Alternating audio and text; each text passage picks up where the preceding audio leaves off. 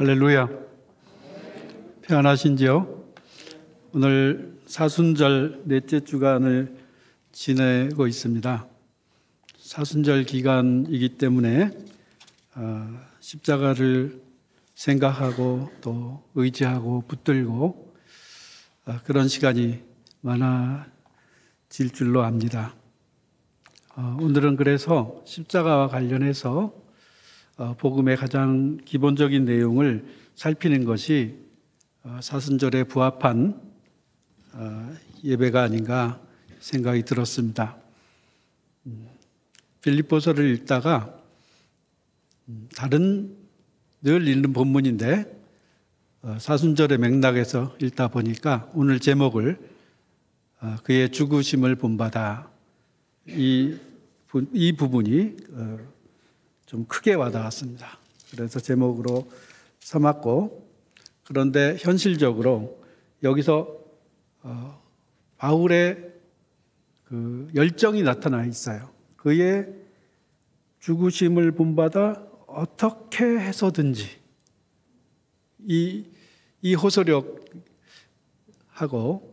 그 다음에 또 본문의 3장인데 18절에 가면 이제도 눈물을 흘리며 말하노니 여러 사람들이 그리스도의 십자가의 원수로 행하느니라. 눈물을 흘리며 이야기하는 바울 사도의 강렬한 호소를 볼 수 있는데, 그 호소는 어디를 두고 맴돌고 있냐 하면 예수 그리스도의 십자가와 죽음이에요. 그래서 이 십자가와 예수 그리스도의 죽음, 이것을 잘못 이해하게 되면 예수 믿어도 그 핵심의 진술을 맛보지 못한 채 오히려 그릇 행할 수 있는 가능성도 있다는 것을 보여주고, 그리고 이것이 쉽지 않다는 것을 바울이 이런 강렬한 호소를 통해서 알려주는 듯 하여서 그 부분을 좀 천착해서 살펴보려고 합니다. 오늘 본문 10절부터 나오는 내용은 이미 아주 유명하게 잘 알려진 본문, 그 앞에 부분 7절부터 그 10절, 9절까지 너무나 잘 알려져 있죠. 그런데 이것을 제가 늘 말씀을 드리던 그 가위바위보와 게임, 그러니까 상대적인 세계, 이 예수님 말씀에 의할 것 같으면 너희는 먼저 그의 나라와 그의 의를 구하라. 이 모든 것을 더하시리라. 먹고 마시고 입고 하는 모든 것, 이 모든 것은 그의 나라와 그의 의보다 우선해서는 안 되는 거예요. 그의 나라와 그의 의, 이것이 이 모든 것, 세상의 상대적인 세계, 이 모든 것과 대비되고 있는 것을 예수님의 가르침을 통해서 알 수 있는데, 오늘 본문을 보면 그런 대비를 통해서 읽으면 참 쉽게 나타날 수 있어요. 무엇이든지 내게 유익하던 것을, 내게 유익한 모든 것을 얘기하는 거 아니겠어요? 내가 그리스도를 위하여 다 해로 여길 뿐더러, 그리스도와 대비되는 거예요. 이 모든 것하고. 또한 모든 것을 해로 여김은 내 주 그리스도 예수를 아는 지식이 가장 고상하기 때문이라. 내 주 그리스도를 아는 지식과 이 모든 것, 내가 그를 위하여 모든 것을 잃어버리고 배설물로 여기면 이 모든 것들은 다 배설물이야. 왜?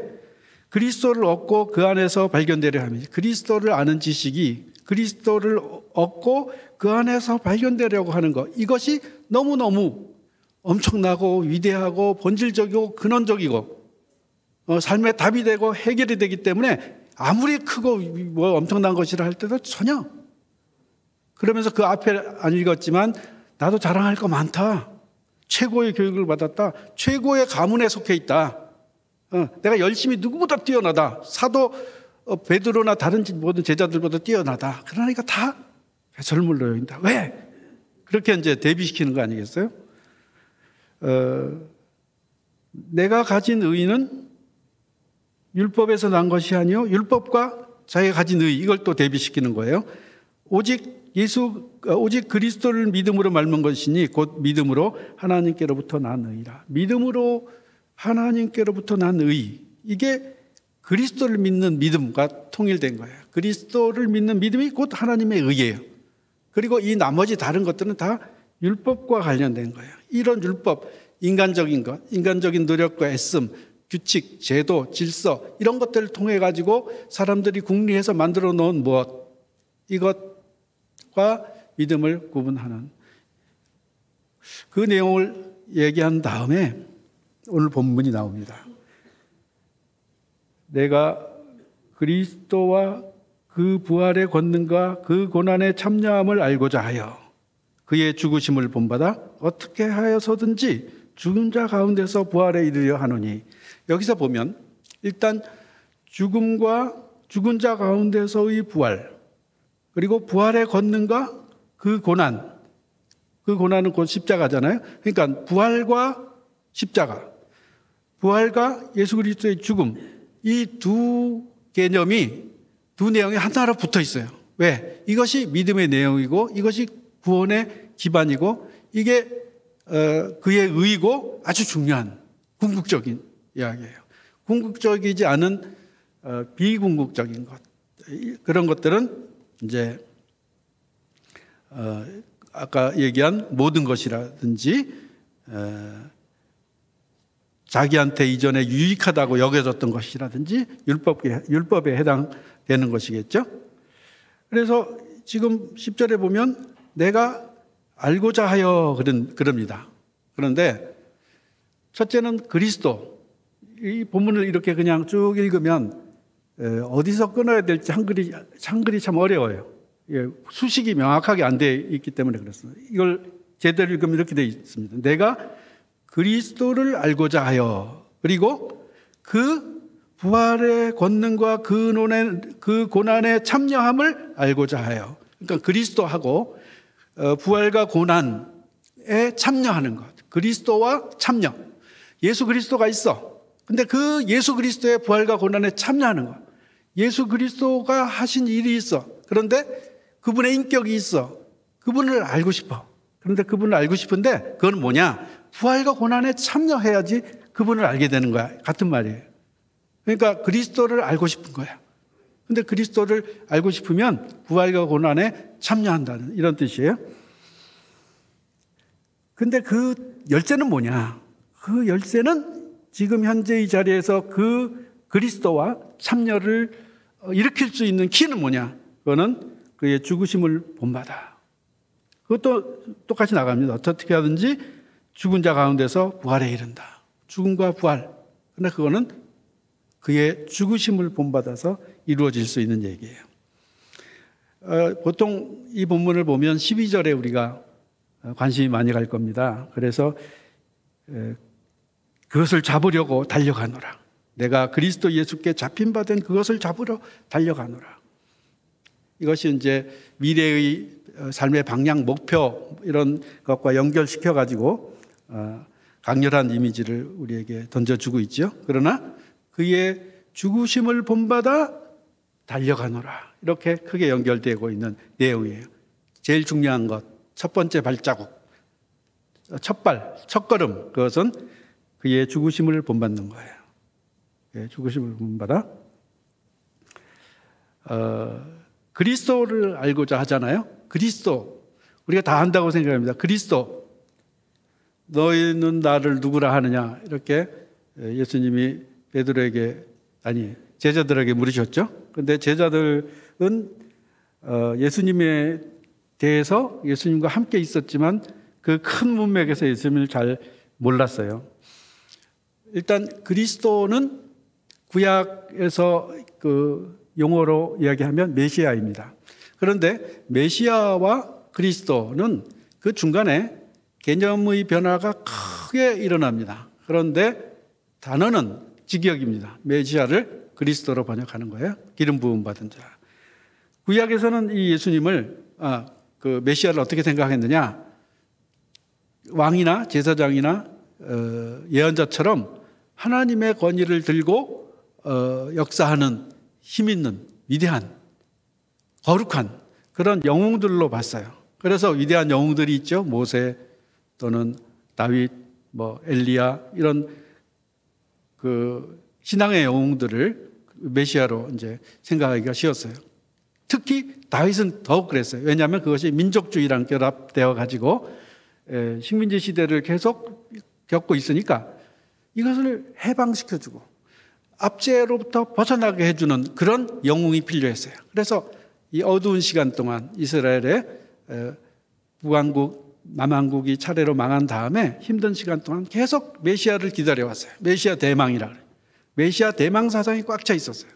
그래서 거기에서 얘기되는 메시아는 권력이 있고 강한 그런 능력 있는 메시아였어요.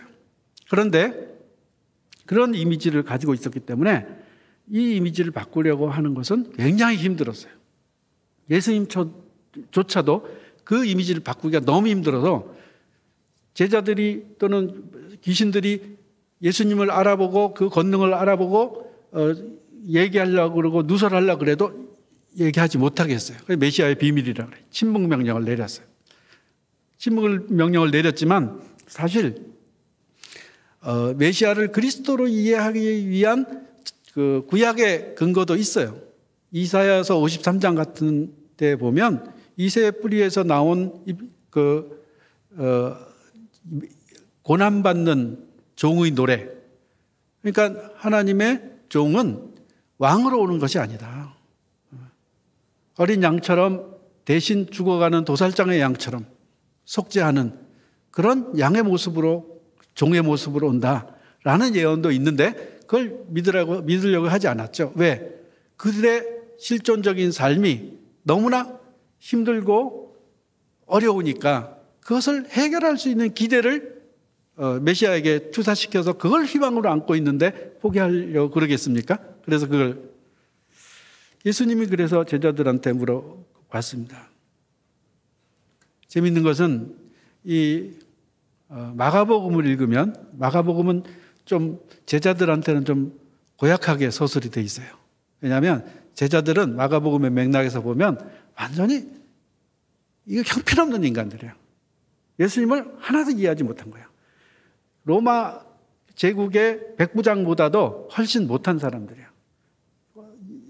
이래서 3번 예수님이 순환 예고를 하세요. 내가 고난을 받고 십자가에 달리고 3일 만에 살아날 거다. 이렇게 이야기하는 그 3번 얘기를 해요.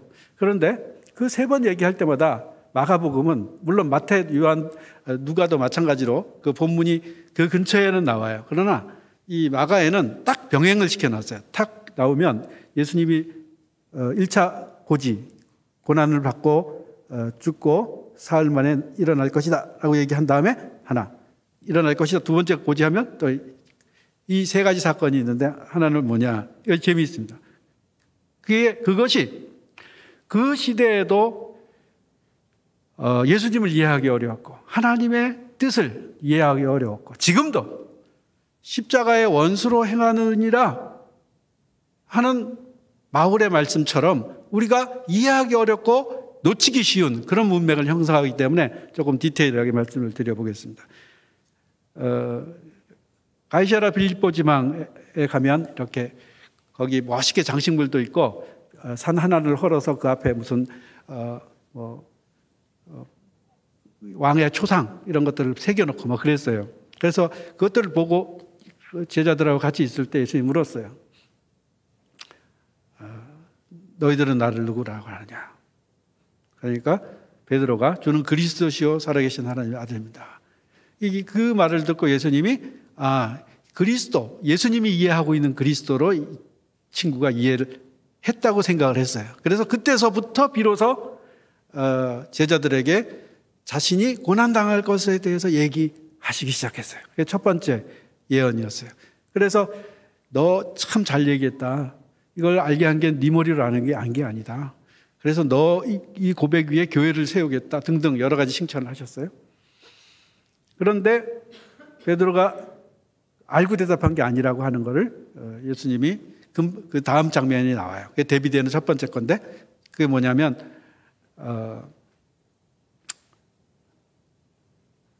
그렇게 고백 후에 예수님이 고난당하겠다 이렇게 얘기하니까 그런 일이 일어나서는 안 되겠습니다.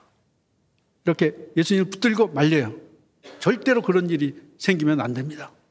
무슨 고난을 당하고 돌아가신다. 그러니까 예수님이 뭐라 그러냐면 아시죠? 사탄아 내 뒤로 물러나라. 너는 나를 넘어지게 하는 자로다. 이렇게 넘어져요. 다 넘어져. 그 다음에 두 번째 거는 뭐냐면 마가복음 9장 30절에 나오는데 길에서 서로 다툽니다. 제자들끼리. 와, 이거 예수님하고 같이 다니니까 인기도 누리고 이거 뭐 좀 되겠는데? 예수님이 이 제국을 점령하는 거 아니야? 그럼 우리는 한 자리씩 다 하겠지? 그럼 내가 더 높지 않나? 네가 공로가 누가 더 크지? 막 이러면서 싸우는 거예요. 자기네끼리 좋아가지고. 승리감에 도취되어 있었어요. 왜냐하면 예수님 압도적이거든.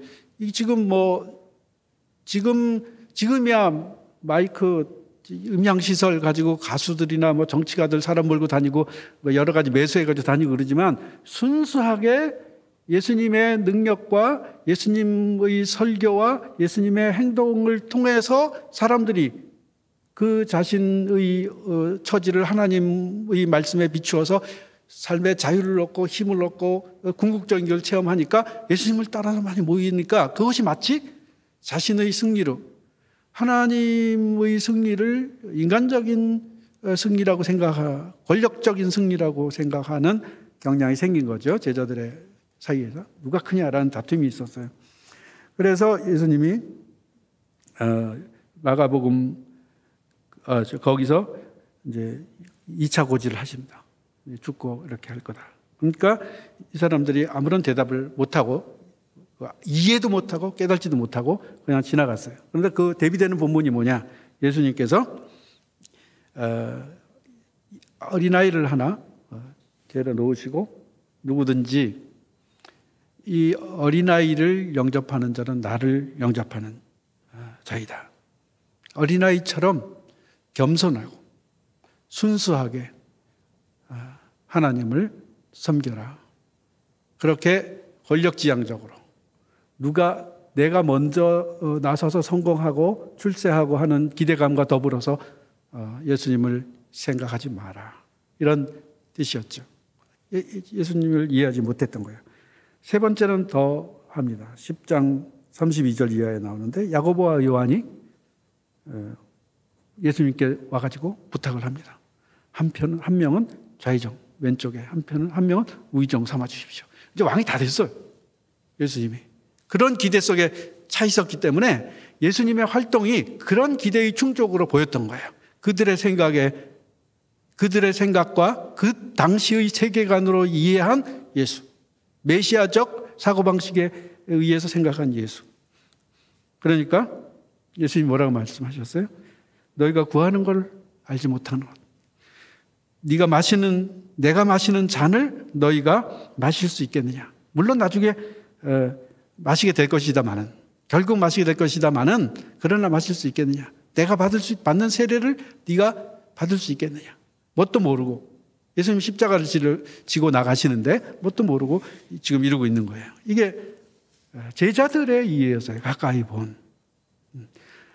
이 메시아 개념하고 그리스도 개념하고 그 사이에 큰 벽이 있어요. 메시아는 기껏해야 뭐냐?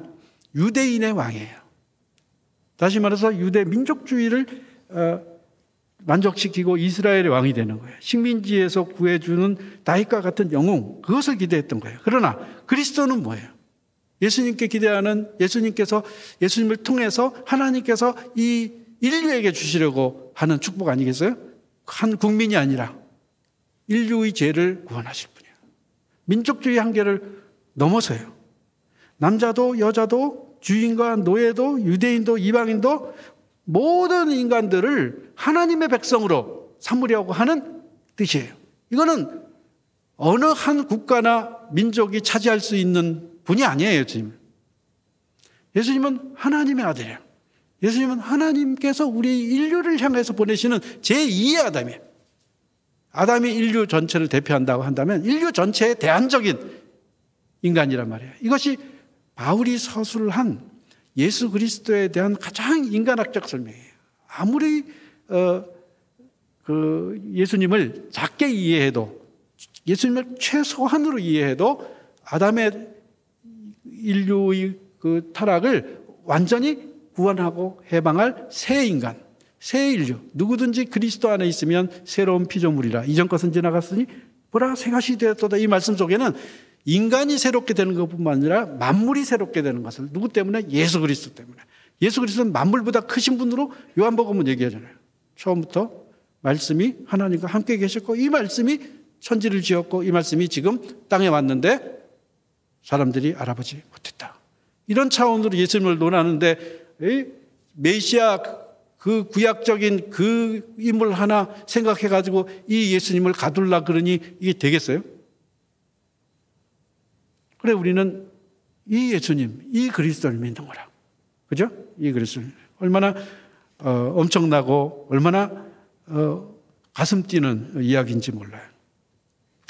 그래 바울이 그러면 이스라엘 운명을 로마서 9장부터 11장에서 어떻게 해석하냐면 아마 이 약속을 먼저 받아놓고 결국은 자기네들은 구원받지 못하고 인류가 구원받는 걸 보면서 배가 아파서 질투를 해가지고 나중에 회개하고 구원받게 될 거다.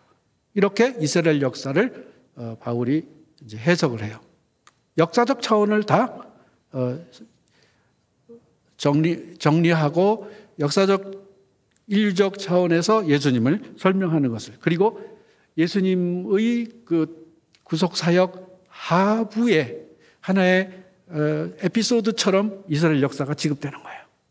그렇기 때문에 구약에 너무 심취해서 예수를 메시아적으로 보려고 하는 이것에 대한 전환, 이것을 구약에서 신학으로의 전환, 이것을 이해하지 못하면 성경을 제대로 이해하지 못한 거예요. 구약적으로 쭉 읽어서는 안 됩니다. 구약이 신약에 예수님 오시기 위한 예표야. 얼마나 디테일하게 설명이 돼 있어요. 이 디테일하게 설명이 돼 있기 때문에 하나님의 역사가 세부적이고 세밀하고 인간의 삶의 모든 구석구석을 아시고 예수 그리스도를 우리의 고통과 질고를 아시고 체휼하시고 우리를 구원해 주실 수 있는 것이죠. 그래서 그리스도를 안다는 것, 그것은 작은 과제가 아닙니다. 그리스도를 안다는 것, 이것은 이 구약적 사고, 세계관적 사고 또는 율법적 사고, 그 틀에 갇혀서는 전혀 이해할 수 없는 거예요. 더 큰 하나님의 뜻을 이해해야 되고 신약적인 예수 그리스도께서 말씀하시고 목표를 하시고 가르치신 것에 집중하고 있을 때 가능한 거예요. 그러나 그것은 다 그의 죽으심 속에, 죽으심의 비밀 속에 담겨 있는 거예요. 그리스도를 알고자 하는 것, 그것은 곧 그 부활의 권능과 그 고난의 참여함을 아는 것이다. 그리스도에게 참여한다는 것, 그리스도를 그냥 인식한다라고 하는 것은 내 정신과 영혼과 마음을 그분에게 이입시키는 거예요. 보통 우리는 십자가를 생각하고 그리스도의 죽음을 생각하면 내가 당하는 어려움 먼저 생각하고 예수님이 고통을 당했으니 이것이 내가 내 고통을 이겨내는 것이 마치 예수님의 십자가의 고통을 비교해서 극복해 나가는, 다시 말하면 내 고통을 해소하고 극복하기 위한 동기로 예수님의 십자가를 활용하죠. 뭐 나쁘지 않아요. 하나님 앞에서 나의 삶을 조명해 본다는 게 있으니까. 그러나 그 부활의 권능과 그 고난에 참여한다, 그리스도를 알고 참여하는 것을 안다, 이건 뭐냐면 일종의 이걸 이제 신학자들이 풀 때는 그리스도의 신비, 교제의 신비 이렇게 얘기하는 거예요. 그건 뭐냐면 예수 그리스도의 부활, 예수 그리스도의 십자가, 여기에 내 실존을 문제를 끌고 들어가지 않고 그분을 따라가는 거예요. 그분이 고난을 당하고 하나님 뜻 속에 놓여 있고, 그래서 하루하루 지상생애에서부터 십자가에 이르기까지를 그분을 생각하는 거예요. 그분의 고난, 그분의 십자가, 그분의 부활, 이걸 생각하는 거예요. 그러면 내 것이 들어갈 여지가 없이 내가 달라져요. 보통 우리가 다르게 작업을 합니다. 십자가와 부활을 생각할 때 내가 부활할 것 먼저 생각하고 내가 삶에 닥치는 십자가를 먼저 생각하고, 그게 아니고 그리스도의 부활의 권능과 십자가 그 고난에 참여하는 것, 그걸 알아야 돼. 그걸 알아야 그것이 메시아인지 그것이 그리스도인지 모르면서 내 것부터 갖고 들어가면 뭘 가지고 들어가게 되는 거예요. 나의 고난, 나의 슬픔, 이거 해결해 주세요. 해결해 주시죠, 물론. 그러나 그보다 먼저 예수님이 어떤 의미에서 고난을 당했나, 어떤 의미에서 부활의 권능을 가지고 계신가, 여기에 집중하게 되면 이런 것들이 다 해명이 되는 거예요. 그분이 하나님의 뜻을 받들어서 우리의 죽음의 길, 죽음에 던져진 삶, 이것을 해결하시기 위해서 이렇게 돌아가셨구나. 이것을 이해하게 된다는 거죠. 이것이 제일 먼저 있어야 할 것입니다. 그래서 바울은 그리스도께서 고난을 받으셨던 것처럼 육체적으로 고난을 받고 그리스도께서 죽으셨던 것처럼 죽으려고 하고 있다라는 사실을 강조하기 위해서 이 말을 하는 것이 아니다. 바울은 자신과 모든 신자들이 그리스도 안에 들어가 그리스도와 결합되어 죽음과 부활을 비롯한 그의 생애의 모든 사건을 그와 함께 나눈다는 생각을 전개했다. 그 말이 그리스도의 신비, 십자가의 신비에 내가 들어가는 거예요. 내가 들어가는 거예요. 그러면 내가 하나님의 구속사 안에 놓이게 되는 거예요. 그거는 이 사건 하나, 이 문제 하나 해결되는 차원하고 다른 거예요. 그리스도와 결합되는 거예요. 그래서 이제 그것을 그리스도 신비주의다 이렇게 표현하는 거예요. 그리스도와 함께 내가 못 박혔다, 이 말도 마찬가지예요. 실제로 못 박혔나요? 아니잖아요. 나를 그리스도가 있으면 그리스도에다가 날 집어넣어 버린 거예요. 그리스도 안에다 날 집어넣어서 내가 못 박혔어. 그리스도의 행동 속에 나를 종속시키는 거예요. 이는 과거의 사실인 그리스도와 함께 죽었다는 사실을 표현할 뿐만 아니라 그 죽음을 자신의 죽음으로 삼아 그 죽음이 현재 지니고 있는 의미에 맞춰 삶을 영위해 나가는 결단을 표현한다. 바울의 결단은 뭐냐? 내가 당하는 거 하나하나를 다 맞이하면서 이거를 십자가로 이기겠다, 이 소리가 아니에요. 나를 십자가에다 던져버리고 그리고 그 뜻에 맞추어서 내 현실을 가져가 나가는 거야. 그러니까 현실이 문제가 될 게 없어요. 왜? 이미 그분 안에, 그리스도 안에, 그리스도와 함께 내가 죽었고 더 이상 내가 그리스도와 함께 십자가에 못 박혔나니 그런즉 이제는 내가 산 것이 아니요 오직 내가 그리스도 안에 사는 것이에요. 나를 사랑하사 나를 위하여 자기 몸을 버리신 그 하나님 아버지의 사랑 안에서 내가 사는 거예요. 그러니까 나는 이미 다른 세상에 있는 거예요. 이 현실과는, 현실에 살고 있지만 현실과는 다른 세계관, 다른 생각, 다른 전제에 의해서 사는 거예요. 이게 놀라운 발견인 거예요. 이게 엄청난 발견이고 엄청난 삶의 근원적인 의미를 부여해 주는 그런 얘기예요. 자기를 복음에 맞추려는 것이지 나에게 복음을 맞춰서 해석하려는 것이 아니라는 거예요. 세상에서의 행동, 그것은 그리스도 안에, 그리스도와 함께에다가 맞추고 자기의 이기적 소망을 버리고 하나님께서 기대하시는 선을 위해서 하나님의 종으로 그리스도께 예라고 대답하려고 노력하는 것. 이것이 그의 죽음을 본바다.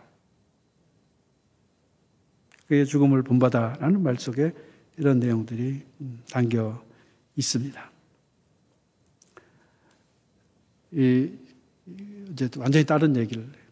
칸트라는 사람이 있는데 이 사람이 순수 이성을 비판하면서 엄청난 철학, 이름을 들어보셨을까요? 엄청난 철학을 구상했어요. 그러면서 첫 페이지다가 뭐라 썼냐면 지금부터 내가 얘기하려고 하는 거는 코페르니쿠스적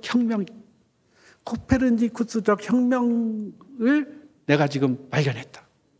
그래서 여태까지는 진리가 밖에 있다고 생각하고 자꾸 밖에 있는 무엇에 대해서 물었다. 그런데 사실은 밖에 있는 것을 바라보는 내가 문제다. 그래서 나를 분석하면 그게 뭔지를 알게 된다. 빨간 안경 쓰면 다 빨갛게 보이지 않느냐? 그러니까 네가 갖고 있는 보는 안경의 색이 무엇인지를 연구하는 게 그게 순수이성 비판이다. 이런 식으로 썼어요. 그러면서 밖에 진리가 있는 것이 아니라 안에 진리가 있다. 이거를 가리키고 코페르니쿠스적 혁명이다. 이렇게 했어요. 엄청난 발견이죠. 뭐 철학사를 보면 그게 뭐 대단한 발견으로 돼 있어가지고 뭐 이렇게 합니다. 그런데 지금 본문에서 바울이 가르친 거는 하나님 예수 그리스도 안으로 우리가 들어가는 관점을 배우는 거예요. 하나님을 이해하는, 하나님의 역사를 이해하는 코페르니쿠스적 혁명이 아니고 나한테 갇혔던 사람이 벗어나서 하나님의 사람으로 이해하게 되는 거예요. 이거야말로 획기적이지. 코페르니쿠스가 뭐예요? 기동설, 그러니까 지구가 도는데 지구를 중심으로 세상이 돌아간다고 생각해서 그전에는 그게 천동설이에요. 천지가 우주가 지구를 중심으로 돈다. 그게 인간들의 보통 사고방식 아니에요? 이 세상이 전부 자기중심적으로 돌아가야 돼. 그런데 실제로 우주는 어떻게 돼 있어요? 우리 지구가 태양을 돌고 있어요. 그죠? 그리고 지구를 태양을 돌고 있는 수금지와 목토 이런 태양계 시스템, 이 시스템이 또 더 큰 우주의 그 움직임 속에서 돌아가고 있어요. 그러니까 우리가 알고 있고 생각하고 있고 가능하다 여기는 이 모든 것들은 전부 상대적인 거예요. 그럼 절대적인 것을 어떻게 발견하고 절대적인 것 속에 우리의 상대성을 어떻게 일치시킬 수 있을 것인가에 대해서 궁극적이고 정확하고 바르게 얘기한 것은 바울, 예수 그리스도, 하나님께서 알려주신 계시적 지식으로만 이게 가능한 거 아니겠어요? 아주 딱 부러지게 얘기해서 우리 가지고 있는 것, 아까 바울이 얘기한 이 모든 것, 이 일상적인 것, 우리의 삶 속에서 가질 수 있는 건강, 부귀, 권력, 무엇이 영원합니까? 무엇이 궁극적입니까? 다 사멸할 것들이잖아요. 다 사멸할 것들이에요. 그 사멸할 것 속에서 부활의 권능, 참 생명이 있는 능력, 살리는 능력, 살아나는 능력, 그에 힘입은 살리는 능력, 이것을 우리가 예수 그리스도의 십자가와 부활을 통해서 배울 수 있고, 이것이 곧 복음이고, 이것을 예수님께서 선포하셨고, 이것을 우리가 성령을 힘입어서 누릴 수 있고, 이것보다 더 기쁘고 복된 진리의 소식이 어디 있겠어요. 그런데 우리는 작은 메시아적 사고 또는 코페르니쿠스가 얘기하는 그런 수준의 생각, 그래서 십자가의 원수가 돼서 살고 있다. 얼마나 가슴이 아픈지 눈물을 흘리면서 이야기한다. 이렇게 바울이 얘기하고 있어요. 마가복음 이야기 조금만 더 드리면, 마가복음은 예수님이 부활하셔서 나타나셔서 제자들을 만나시고 뭐 이런 거 하나도 없어요. 물론 16장은 그런 이야기가 부활하신 얘기가 있지만은 16장 후대의 첨가라고 봐요. 그래서 예수님이 크리스마스 얘기도 없어요. 마가복음에는. 예수님 돌아가신 장면까지 있어요. 그랬는데 그러면 이거 예수님의 부활이나 예수님의 그 하나님 되심을 부인하는 거냐? 그렇지 않아요. 아주 묘하게 기묘하게 이 메시아적 사고를 부수는 그런 서술을 드라마틱하게 하고 있는 것이 마가복음이라고 하는데, 뭐냐면 예수님이 십자가에 달리셨을 때 이렇게 죽어가는 그 모습을 보고 이는 진정 하나님의 아들이었다라고 고백하는 게 누구냐? 그게 백부장이었다는 거예요. 그런데 그 모습이 어떤 모습을 지금 마가가 서술하고 있느냐 하면, 예수님이 면류관을 주셔요. 그리고 홍포를 입어요. 그리고 왼쪽과 오른쪽에 십자가에 달린, 그래도 높이 들려요. 높이 들려서 왼쪽 좌의정, 오른쪽 우의정, 홍포를 입은, 그리고 면류관을 쓴 왕. 여기다가 뭐라고 썼어요? 또 유대인의 왕 예수, 유대인의 왕이라고 쓰고, 그런 소위 말해서 왕의 즉위식을 모두가 기대했던 거야. 모두가 기대했던 거, 모두가 바랬던 거, 제자들도 바랬고 이스라엘 백성들이 다 바랬던 거. 그런데 그 바랬던 왕의 상과 십자가가 오버랩되는 거예요. 무슨 상징이냐 이게. 그 연출을 그렇게, 물론 사실이죠. 그렇게 예수님이 돌아가셨어요. 그런데 그걸 딱딱 맞춰가지고 서술을 합니다.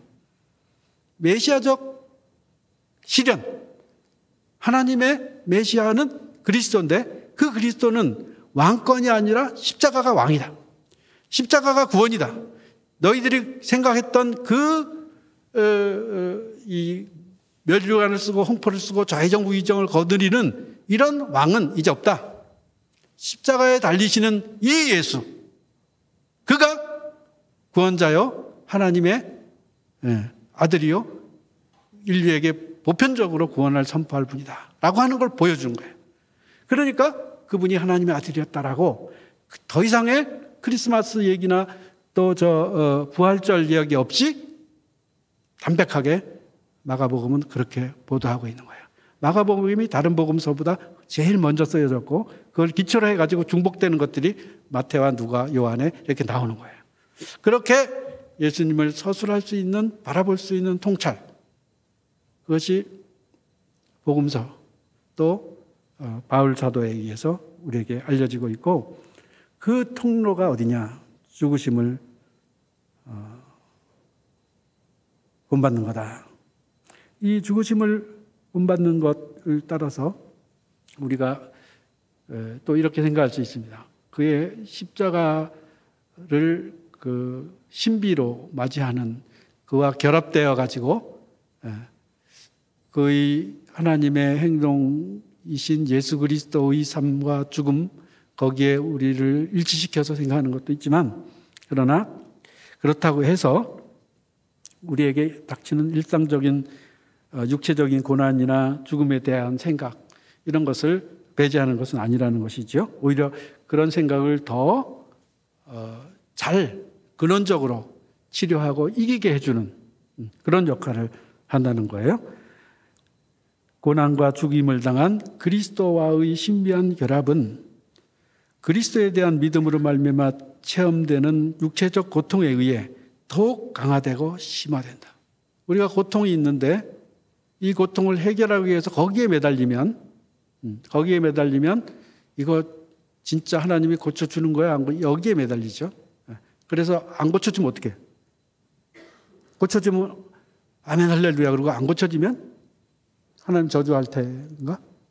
그러니까 그렇게 생각하면 안 되고, 하나님의 행동 속에 예수 그리스도의 고난과 죽음이 있다라고 하는 그것을 내가 먼저 생각하고 나의 삶에 닥치는 고난이나 어려움을 보게 되면 거기에 맞추게 되는 거예요. 이렇게 되나 저렇게 되나 하나님의 뜻이 실현되고 그래서 메시아적 사고에서 그리스도적인 사고로 내 생각이 바뀌는 거예요. 내 생각이. 이 생각이 바뀔 수 있으면서 그 삶에 십자가의 능력과 부활의 권능이 임하려고 한다면 이 생각이 바뀌는 걸 통해서만 그런 생각을 가질 수 있는데, 그것은 먼저 그리스도와의 연합이라고 하는 그 생각이 먼저 알고 있어야, 잡혀 있어야 거기에 도달하기가 쉽다는 것이죠. 그래서 그의 죽으심을 본받아라고 하는 것은 현재적으로 닥치는 고난을 해석하기 위한 채널로서도, 또 그의 제자가 되려고 한다면 더 큰 대가를 지불해야 된다는 사실을 알기 위해서라도 누구든지 나를 따라오려거든 자기를 부인하고 자기 십자가를 지고 나를 따를 것이니라 하는 그 사명감, 소명에 지불되는 십자가적인 고통, 이런 것들을 이해하기 위해서라도 이런 참여함, 부활의 권능과 그 고난에 참여함을 아는 것, 그것이 그리스도를 아는 것과 연결되어서 바울이 지금 가리키고 있는 것입니다.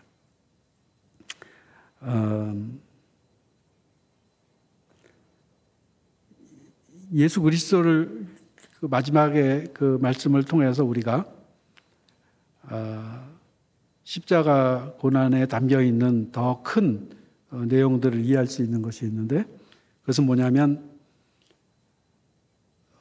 아버지여 이 잔을 제게서 지나가게 해 주옵소서. 그러나 내 뜻대로 마옵시고 아버지의 뜻대로 하옵소서. 예수님조차도 그렇게 기도했잖아요. 그런데 예수님의 그 말씀을 잔을 지나가게 해 주십시오라고 하는 것을 예수님이 아버지의 뜻에 거역하겠다, 이것으로 읽을 사람은 없을 거예요. 왜냐하면 그 앞에서도 계속 내가 잔을 마시지 않겠느냐 또는 뭐 했죠. 그런데 이것이 얼마나 엄청난 일이라고 하는 것. 그러니까 어찌하여 나를 버리셨습니까? 엘리엘리 라마 삭박다니라고 고백하는 그 장면, 예수님과 예수님의 그 하나님을 늘 인식하고 살았는데 거기서 끊겨지는 거 아니에요. 죽는다라고 하는 것은. 그래서 마지막 절규의 예수님이었어요. 그런 것들을 예수님이 생각하면 잔을 지나가기를 바라는 그런 것들이 없을 수 없다. 불순종의 의미에서가 아니고 그만큼 엄중하고 엄청난 일이 거기서 벌어지고 있다 하는 것을 알 수가 있죠. 그런데 그 기도 속에 하나님께서 하나님의 뜻이 무엇일까? 하나님의 뜻, 아버지의 뜻대로 하옵소서 할 때, 그때의 장면은 뭐냐면, 사탄이 인류를 이제 예수님을 삼켜가지고 죽음의 권세가 인류를 완전히 장악하게 하고 구원은 더 이상 없다라고 하는, 왜? 하나님의 아들을 삼켜버리고 죽여버리니까 사탄이 더 이상 인류에게 구원이 없게 되는 거 아니겠어요? 그런데 하나님은 그때 무슨 일을 하시고 계시느냐? 사탄이 예수 그리스도를 삼키는 순간 사탄은 멸망해. 왜? 예수가 죽은 데서 부활하니까. 그러니까 하나님의 전략은 사탄이 예수를 십자가에 매달아서 죽이는 게 죽임으로 말미암아 그래 너희가 이긴 것 같지. 죽음의 세력이 인류를 궁극적인 생명을 장악하는 것 같지. 그게 아니다는 걸 보여주고 그것을 해체시키고 그것을 폭파시키고 완전히 종식시키는 그 사건은 아이러니하게도 사탄이 예수를 삼키는 걸로. 그러나 만약에 사탄이 예수를 삼키지 않아, 예수님께서 도망가시다든지 아니면 예수님이 지상적인 권세의 힘으로 다시 말하면 메시아적인 그런 왕권적인 능력을 가지고 희생당하지 않고 죽지 않고, 그러면 사탄과 이거는 계속적으로 갈등이 역사 속에 진행될 거야. 대답 없이. 하나님의 구원 계획은 사탄이 예수를 삼키도록 되어 있어요. 그리고 부활하시게 되는 거예요. 이 드라마 속에서 예수님이 기도하시는 거예요. 더 큰 그림이 있는 거예요. 하나님의 뜻이라고 하는. 우리는 내가 삼켜지는 상황 속에서 지나가게 해 주십시오. 안 지나가면 하나님이 아닙니다. 안 지나가면 나를 사랑하시는 것이 아닙니다. 그런데 진짜 구원은, 궁극적인 해방은 하나님의 뜻이 더 크다는 데 있어요. 그것을 볼 수 있어야 돼요. 하나님의 뜻대로 되게 해 주십시오. 이 기도가 예수님께서 십자가 고난을 당하면서도 감당할 수 있었던 이 궁극적인 내용이 되는 거예요. 그러니까 우리가 그의 죽으심을 본받아, 누가 그 죽으심을 본받아 즐겁게 감당할 수 있겠어요? 이 잔이 지나가기만을 바라지. 그러나 지나가게 허락하시는 고난이 있고 겪어야만 하는, 그래서 어쩌면 죽어야만 하는 그런 고난이 있어요.